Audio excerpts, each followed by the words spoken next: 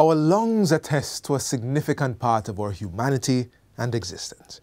But a pair of lungs aren't just the characteristic of vertebrates, as it's easy to see how the rhythmic patterns to which our seas, rivers and oceans move function much like lungs for the earth, moving in and out, in and out.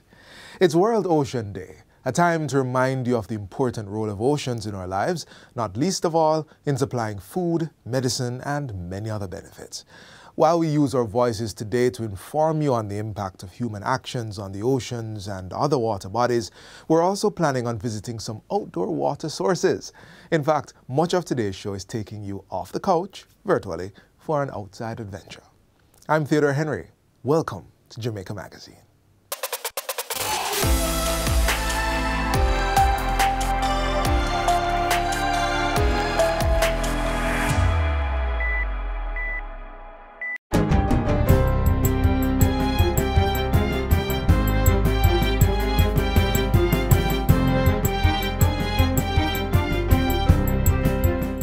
Good day, I'm Stephen McHugh, and this is your JIS News for Wednesday, June 8. Jamaica will transition to a republic in time for the next general election, which is constitutionally due in 2025. Minister of Legal and Constitutional Affairs, Marlene Malahou-Fort, made that declaration yesterday during her sectoral presentation in Parliament. She says a constitutional reform committee is now being established and will include members of the opposition. I have set out the work to be done by the committee in very broad terms, specifying, among other things, that it will involve at this stage the conduct of a thorough and comprehensive review of the 1962 Constitution, including the 2011 Charter of Fundamental Rights and Freedoms, as well as recommendations for reform made through the various constitutional reform commissions and committees in the past. Ultimately, to implement an ambitious reform agenda settled by consensus. Minister Malahou-Fort says she has already written to the leader of the opposition with a request to name 2 opposition members for the reform committee. Other committee members will include relevant constitutional experts and the wider society. The minister says a bill for an act of parliament to remove Her Majesty as head of state is not considered to be passed unless it is supported by the votes of at least 2/3 of all members in either house. The bill must also be put to Jamaicans through a referendum. Persons charged with murder and gun crimes will be denied bail under an amended Bail Act the government will soon bring before the House of Representatives. Minister of Legal and Constitutional Affairs, Marlene Malahou-Fort, made the announcement Tuesday. I wanted to table it today, but we are revising the wordings of some clauses. I will not say much more at this stage, Madam Speaker, except, and I want you to hear me well, if you're on murder charge, you cannot be at large. If you're on gun charge, you cannot be at large. Under the Charter of Fundamental Rights and Freedoms in the Constitution, any person awaiting trial and detained in custody is entitled to bail on reasonable conditions. A joint select committee of Parliament has been reviewing the Bail Act. Also coming out of this Tuesday's meeting of the lower house, a comprehensive Jamaica Legal Information Portal is to be operational by next year. It is being implemented through a partnership between the Ministry of Legal and Constitutional Affairs and JAMPRO, with funding from the World Bank's Competitiveness and Growth Project. JAMPRO is providing technical assistance to carry out the project. Portfolio Minister Marlene Malahou-Fort says the goal is for the digital platform to reduce the amount of time and effort it takes to identify Gazette notices and laws. The ministry intends to use the web portal to engage on law reform issues.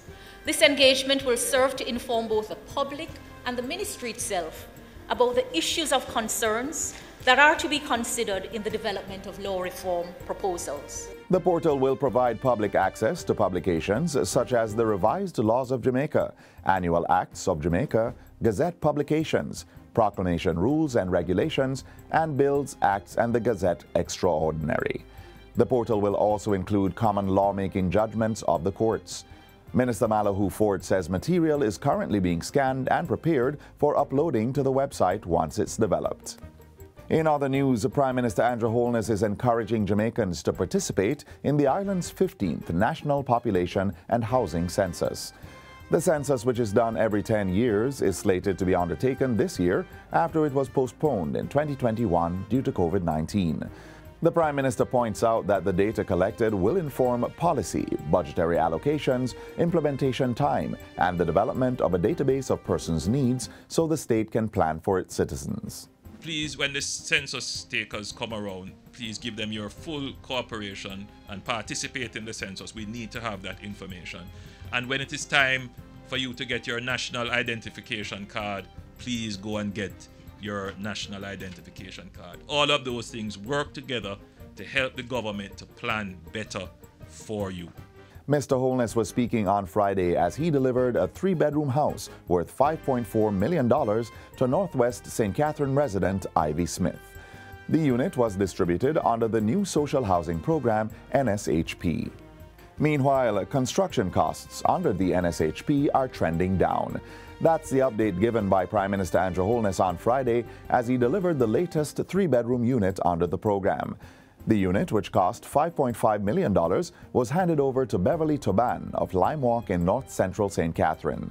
Mr. Holness says the houses usually cost up to $8 million, but the prices and the length of time to build them are steadily decreasing. This development, he says, will allow the NSHP to increase its delivery of units from 315 to 1,000 yearly. As we have improved the process, we're getting the prices coming down. So we're confident that we can still go a little bit lower, but not much lower. We would have to change the nature of the construction and the technology involved, which we are planning to do, so that we can build more houses with the fixed resources. And finally, Prime Minister Andrew Holness is currently representing Jamaica's interests at the 9th Summit of the Americas, being held in Los Angeles, California. Mr. Holness departed the island on Tuesday for the summit and will return on Saturday. He's joined by Industry and Commerce Minister Senator Aubin Hill and Jamaica's Ambassador to the United States of America, Audrey Marks. The Prime Minister is expected to address a plenary session and participate in other discussions at the summit, which is being held under the theme, Building a Sustainable, Resilient and Equitable Future. Among the areas to be discussed are health, green energy, digital transformation, and democratic governance in the region. During his visit, Mr. Holness will hold bilateral discussions with high-level officials, including some members of the U.S. government. Deputy Prime Minister and Minister of National Security Dr. Horace Chang will oversee the government while the Prime Minister is on assignment. And that's it for JIS News Today. I'm Stephen McHugh. Thanks for watching.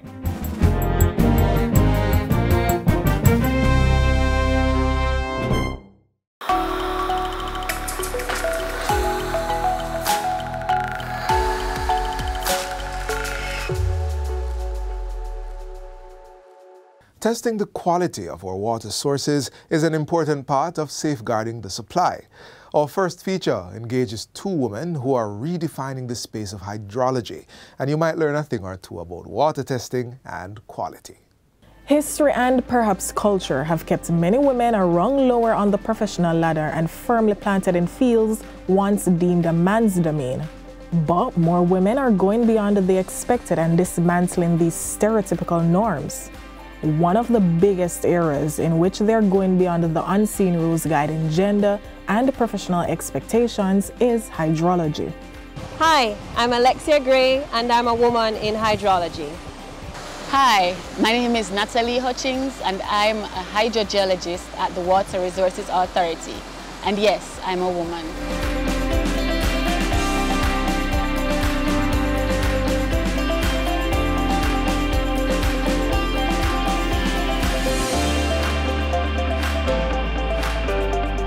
I ended up being a hydrologist completely by accident, by serendipity. I wanted to do engineering when I finished high school, but I didn't get into the program when I first applied.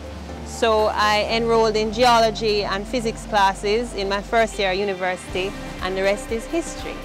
As a hydrogeologist, some of my routine work includes wells and stream flow monitoring and measurements. I also do water quality sampling, and I create maps and do reports.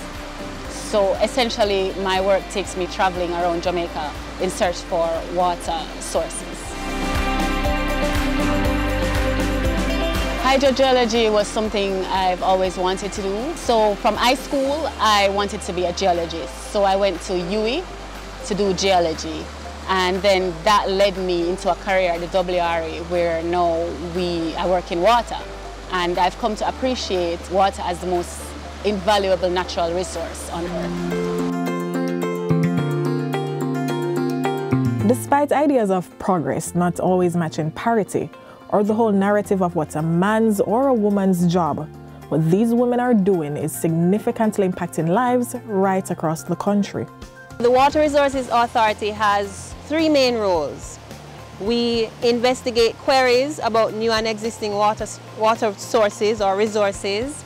We collect data in terms of stream flow and quality, and we also allocate water to users such as the NWC, which is our biggest user, and other entities. In order to allocate water, we would have to have an understanding of how much water is available. So we would do data collection such as flow measurements or well measurements and understand how much water is available to see how much water is in demand, and then we do the calculations. So where there is a deficit, water is usually supplied from areas where there's a surplus to balance things out. For these women, their duties also expand to providing responses in times of drought. The key to drought resiliency is improved capture and storage of water. Jamaica has more than enough water to serve its population. However, our problem is that we do not capture enough of it, and we do not have enough storage for the population. So the key is to capture it, reduce leaks, and to build more storage, install tanks, build more dams, and other types of reservoirs. They're also testing and assessing the quality of our groundwater while keeping us all in the know. Jamaica's groundwater quality is generally good. It meets the ambient standard, the national ambient standard. Ambient meaning doesn't need any treatment, right?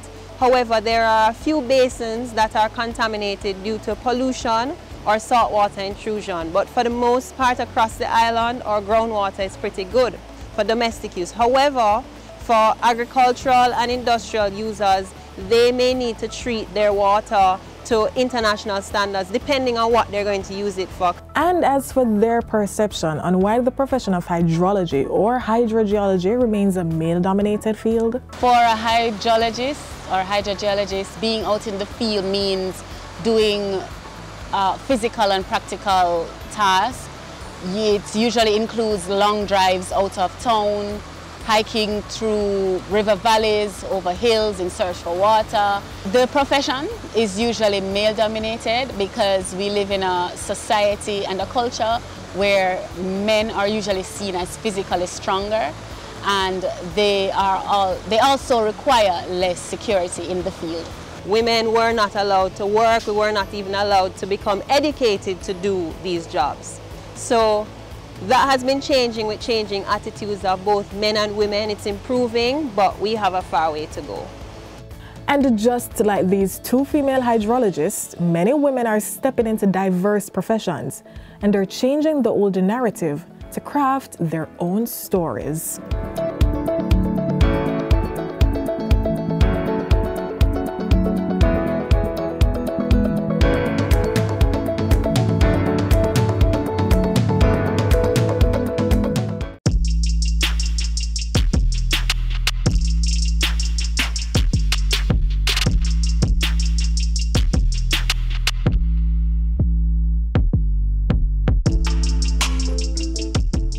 The travel file application was created by the Transport Authority for the protection of the commuting public.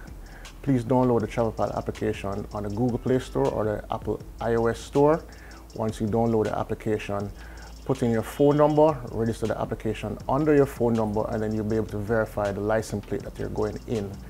Once you verify the license plate and the information of the vehicle, you will then be able to share that trip of the vehicle that you're in. And if there is difficulty on the trip, you then will be able to push a panic button and share your location with others as well.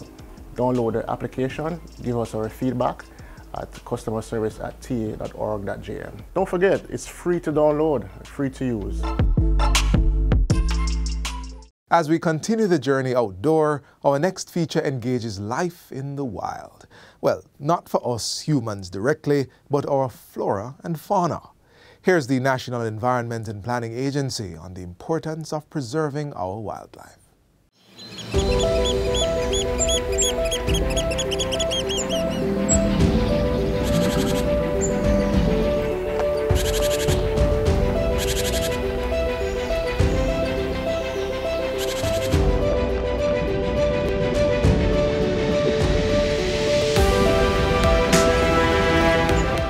Bow your ears for a bit.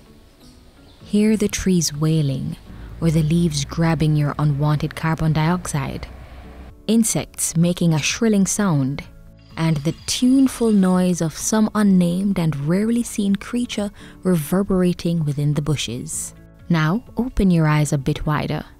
Watch ants band together in groups of hundreds, or wasps gathering wood shavings to build their next home, and birds preparing some sweet meal for your liking. All these make up the wildlife, those organisms that grow or live wild in any area. Wildlife conservation is an attempt to preserve either a species or a population of a particular species, and by doing so, you in effect are also preserving its habitat because the species doesn't exist on its own. And there are different types of conservation. You have what they call in-situ conservation, which is conservation within its natural habitat, and that is usually the aim of most, if not all, conservation efforts. And you have ex-situ conservation, where you're trying to preserve the animals in a not so natural state, for example, in a zoo or in a controlled park area.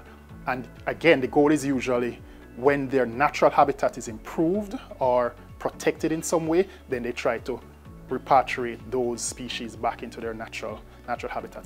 And preserving the wildlife should be an important part of the human agenda. Here's why. It promotes the continuation of native plant species. Small animals like bees, butterflies, and our very own doctorbird play an important role in food production. Conserving these animals, protecting these animals, means that we are ultimately helping in pollination. It increases medicinal value.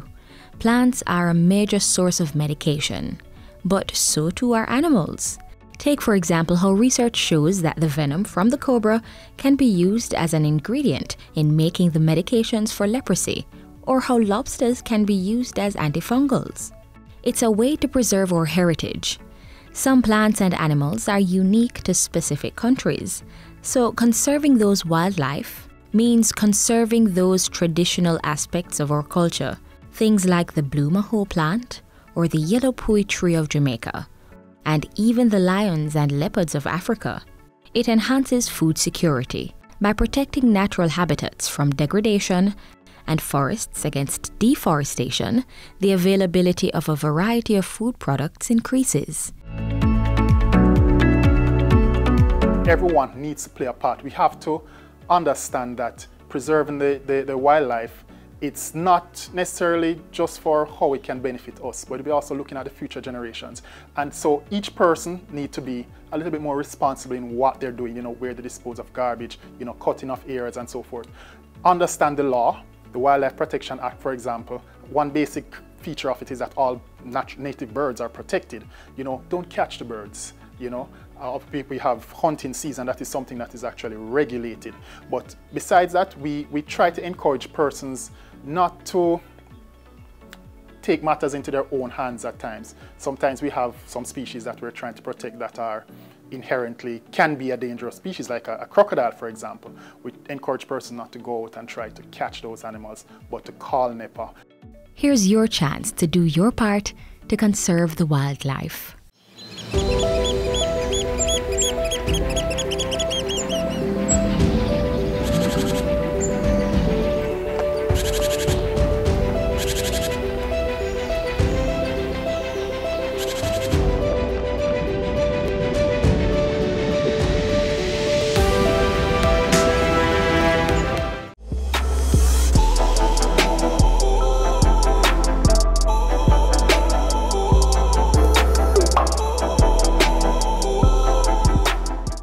Pollution is also a big problem for water bodies, and it's one that needs attention and effort.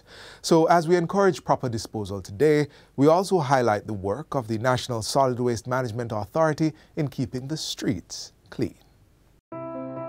Once upon a time, in a land far away from a fairy tale, were a people who lived the way you and I do, but a little differently. Much like the shoemaker and the elves, these street fairies don't leave beautiful pairs of shoes behind, but their art shares some similarities, and it's nonetheless worthy of recognition. Good night, Dana Anderson, shovel user, shovel and jump, clean up Jamaica. I'm working in company 8 years now. I like the job, keep the place tidy and clean. They always say to me, say, this is not a woman's work, but a woman has to do what a woman has to do, eh? You have to work for yours, eh? Nobody ain't gonna give you nothing, so you have to work for it. Yeah, enough of the woman you work hard and plenty of the man them. I get used to my work still, so I feel no different from the man them. At the end of the day, I will bread where I work for. So any work for woman. Woman do man work nowadays. I'm all right with my work. Yeah, I can provide for myself, my nephew, my niece, my child. She don't really like me day out here, you know. She rather me day with she, but I have to make ends meet. I have to work, I have to pay my bills them. But they don't give me nothing, I have to work my own. But people that see me and want to style me and this because I try to chuck work me do and them things there. But I don't really watch my face. Because I know, say, when my money enough, you see me?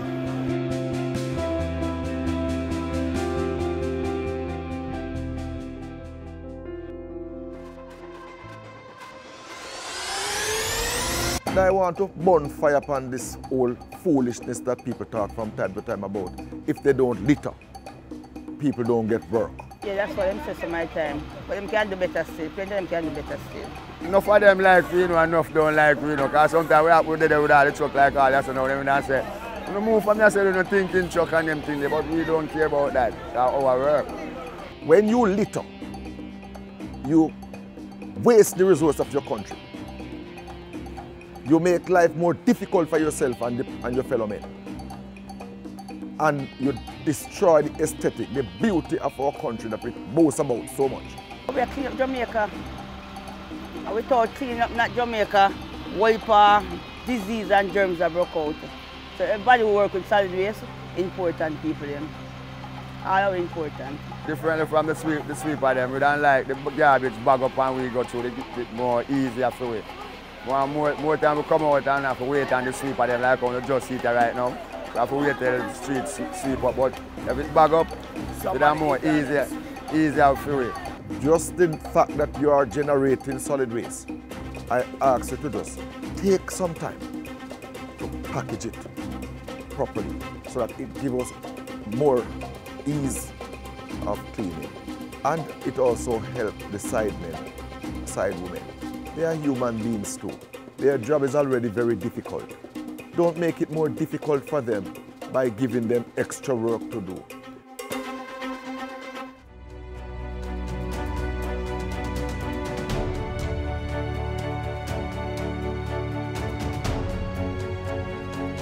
It is very tough on them. The job is difficult. You know, it's not just about lifting things put in a truck, but some of the things they encounter out here. Bags with human feces. It's a common occurrence, especially in the market district. The smell of urine is everywhere, and it's in the solid waste that they're picking up. All sorts of meat cuttings, fish bone, fish back, fish gut, just about anything that people don't want. And they have to pick it up. They have to face it. A certain time at the night, when we reach certain hours at the night, like 3:30, 4 o'clock, gunman can all strike and we have to run left the garbage some of the time and all them things then. And come back around and take it up same because we cannot leave it. See me? We cannot leave it. And we don't like them keep Jamaica beauty and clean. Well, I stay out of them way and I'm not really go for them though. I still think them happen, you know. I just stay by myself, each time I look a corner. And yet despite the tough nature of the job, these people show up not just for work, but they show up and work. We're backbone of the company, you know. Who clean the rubbish and my backbone, we're the most important people in the company. How we clean up the work, enough mess and good rubbish, bad rubbish, all different kind of rubbish. I believe deep in my heart that if you talk about heroes and heroines, our sidemen and sidewomen are right up there with any because of the human service that they provide and in very tough circumstances to keep Jamaica clean. Day after day, night after night, they are out and about, they roll up the sleeve, and notwithstanding all that they have to face, their head is down and they are going relentlessly in pursuit of that clean Jamaica. I laud them, I lift my hat to them. They are good people. I just hope that more and more people will see them for who they are. People who are there to safeguard the health of the nation. They are the NSWNA. Without them, we are nothing. Yeah, I love my work. I love it. I love clean the shovel. I get me use at night time And as sunbeams break the night sky and the stars and moon bid their goodbye, the city smiles.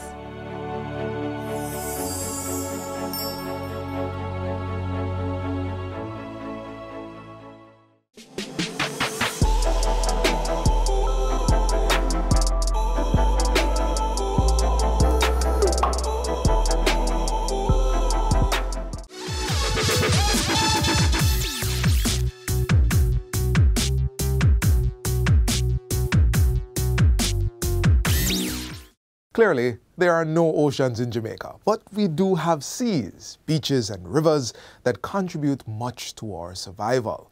So our efforts to safeguard and protect these water bodies should be amplified and sustained. Of course, doing this will also contribute to us achieving our Vision 2030 goal as a nation. But as we urge commitment in that regard, here are some facts about the observance of World Ocean Day. Number 1. The purpose of the day is to inform the public of the impact of human actions on the ocean. Number 2, the day aims to develop a worldwide movement of citizens for the ocean and unite the world's population on a project for the sustainable management of our oceans. Thirdly, the theme for this year's World Ocean Day is Revitalization, Collective Action for the Ocean. Fourth, this year, well, today actually, the United Nations is hosting the annual celebration at the UN headquarters in New York. The event was organized to shed light on how we can work together to ensure the ocean's health and well-being. Fifth on our list, where you are invited to join this year's UN World Oceans Day on all its social media platforms and hear from thought leaders, institutional partners, community voices, entrepreneurs, and industry experts about the biodiversity and the economic opportunity that the ocean sustains.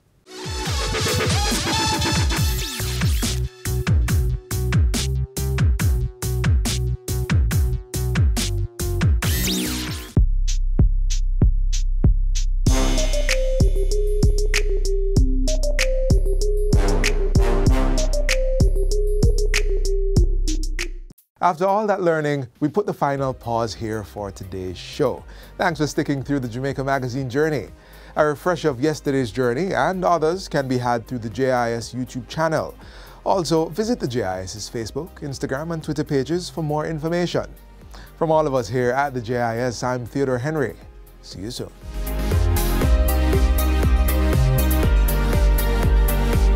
This has been a production of the Jamaica Information Service, the voice of Jamaica.